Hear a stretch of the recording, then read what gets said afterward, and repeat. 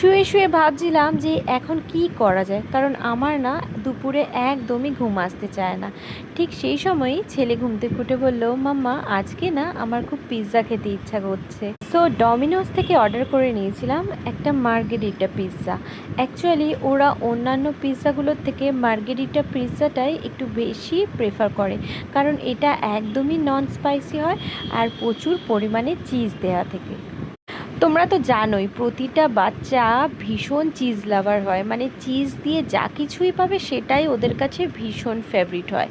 Exception অবশ্যই আছে, কিন্তু আমার বাচ্চা দুটো চিজ খেতে ভীষণ ভালোবাসে। আর এই মার্গেরিটা পিৎজা একদম চিজ দিয়ে ভর্তি থাকে, এর জন্যই এটা ওরা ভীষণ ভীষণ পছন্দ করে। যাদের বাচ্চারা পিৎজা খেতে ভালোবাসে তারা এই পিৎজাটা একেবারে ট্রাই করতে পারো। আমি যখন এই পিৎজাটা অর্ডার করি না তখন এক্সট্রা চিজ আর হচ্ছে জলিপানো এবং চিকেন সসেজ টপিং হিসাবেই নিই, কারণ এটাই ওরা বেশি পছন্দ করে। দেখো দুজনে কি এনজয় করে খাচ্ছে।